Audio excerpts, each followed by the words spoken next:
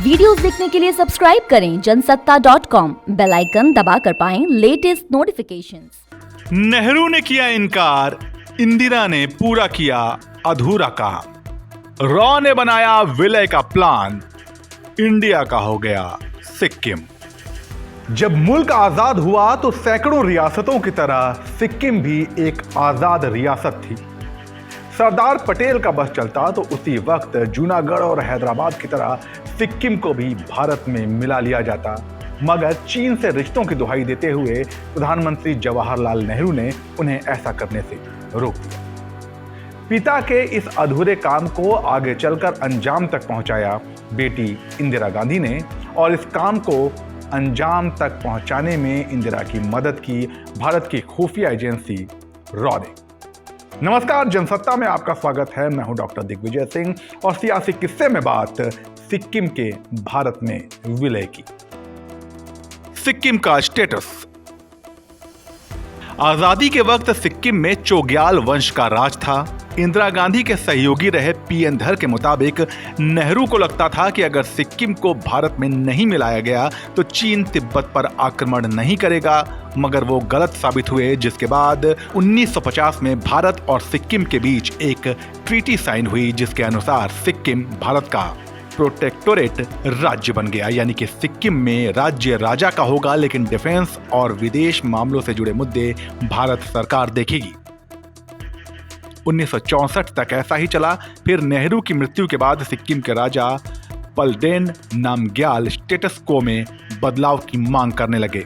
उनका कहना था कि 1950 की ट्रीटी में बदलाव करते हुए सिक्किम को भूटान जैसा स्टेटस मिले, यानी एक स्वतंत्र देश। सिक्किम को परमानेंट एसोसिएशन। 1970 में अंदरूनी कलह से जूझ रही इंदिरा गांधी सरकार ने राजा चोग्याल को सिक्किम के लिए परमानेंट एसोसिएशन का स्टेटस ऑफर किया। तब के army chief general Manek Shaw Sikkim में आर्मी की तैनाती करना चाहते थे और इंदिरा सिक्किम का भारत में विलय। ऐसे में पीएम गांधी ने रॉ के चीफ आर.एन. काउ से पूछा कि क्या तुम ये काम कर सकते हो। रॉ की एंट्री। नितिन गोखले अपनी किताब RN. Cow gentleman spy master में लिखते हैं कि सिक्किम को लेकर तब एक योजना तैयार की गई। पीएन बैनर्जी तब रॉ में ज्वाइंट डायरेक्टर के पद पर तैनात थे।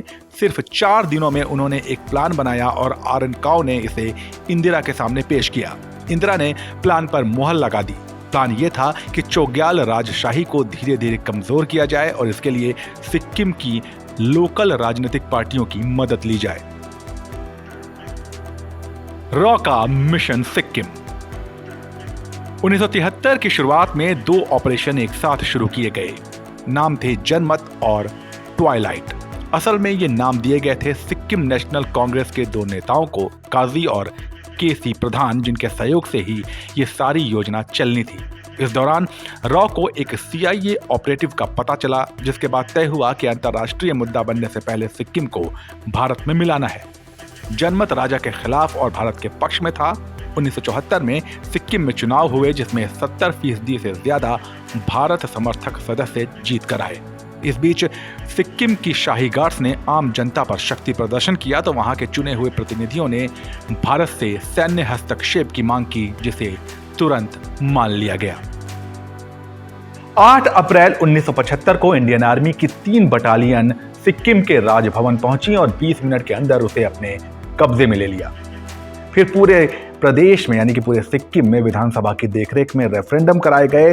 75% वोट चाहिए थे, लेकिन 97% सिक्किम की जनता ने भारत में विलय के पक्ष में अपना मत दिया, जिसके बाद 16 मई 1975 को सिक्किम आधिकारिक तौर पर भारत का 22वां राज्य बन गया। सिक्किम के भारत में विलय की ये कहानी आपको कैसी लगी, हमें कमेंट सेक्शन में बताइए और ऐसे ही दिलचस्प सियासी किस्सों के लिए बने रहिए जनसत्ता के साथ।